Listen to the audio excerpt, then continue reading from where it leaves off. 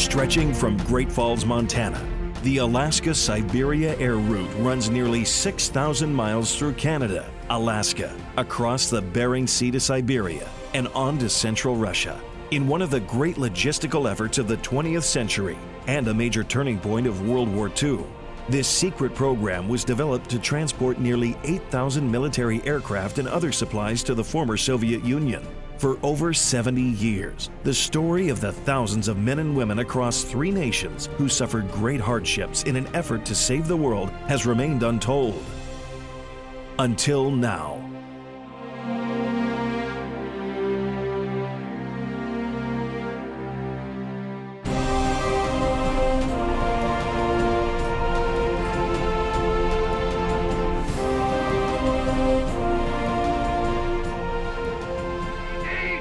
Und die Bewegung sind Lebensausdruck unseres Volkes und damit ein Symbol des Ewigen. Es lebe die nationalsozialistische Bewegung! Es lebe Deutschland!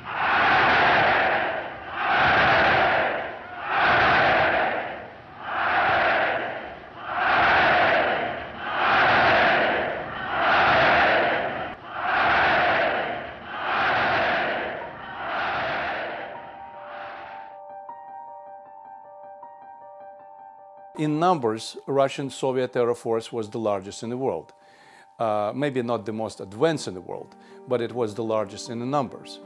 And more than 50% of the Soviet airplanes were destroyed by German forces in the first 2 weeks.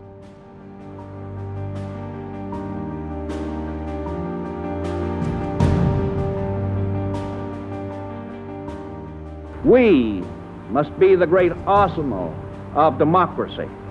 For us, this is an emergency as serious as war itself.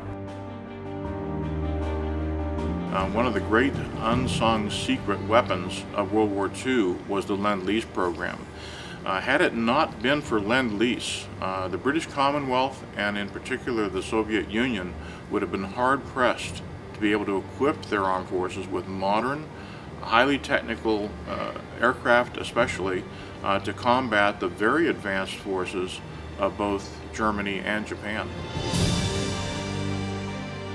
United States and Soviet authorities look for the practical and a good route to deliver those airplanes. The route number 3 was proposed by Roosevelt.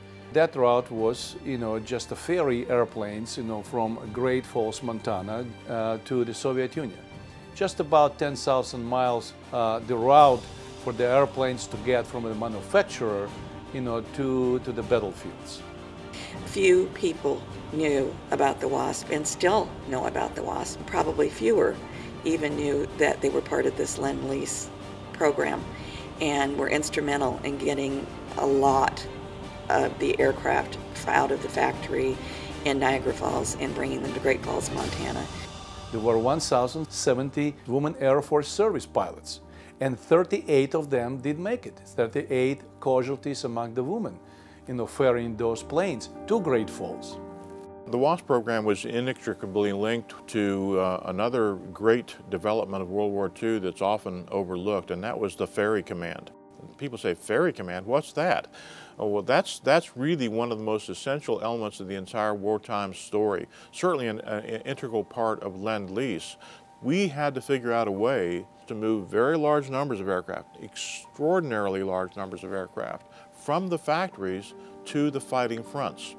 And that took very skilled, highly trained pilots. The story of the Alaska-Siberia ferry route and the delivery of nearly 8,000 warplanes from American manufacturers to the Soviet fighting front, a distance of nearly 8,000 miles, was an odyssey of flight. It was an event that was unique in aviation history. It hadn't happened before World War II, and it will probably never happen again. From 1942 to 1945, the United States, Canada, and the Soviet Union joined together as uncommon allies in what was one of the best-kept secrets of World War II. Using the Alaska-Siberia air route, nearly 8,000 American warplanes were flown from Great Falls, Montana to the Soviet Union to be used in their desperate fight against Nazi Germany.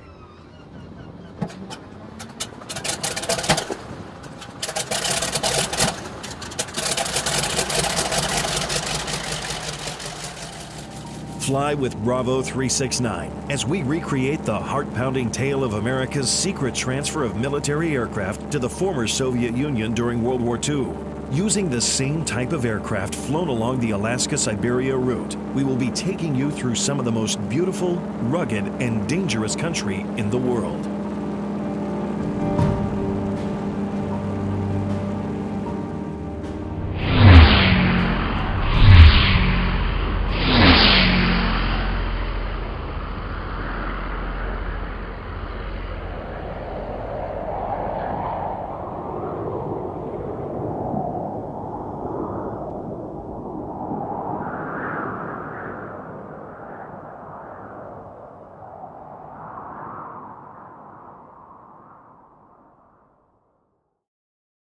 This particular airplane used to be part of the Goldilocks acrobatic team. If you know who they are, they're the forerunner of the snowbirds that go out and put on air shows. But if you open up the Harvard book, you'll see actual pictures of this airplane. And people always ask, why the loop at the top of the stick? Well, that's a British invention. And in wartime, you're liable to have your hand injured so you couldn't grip the stick and fly. But you could put an injured limb in here and still fly. And the British adopted the system, but the Americans never did.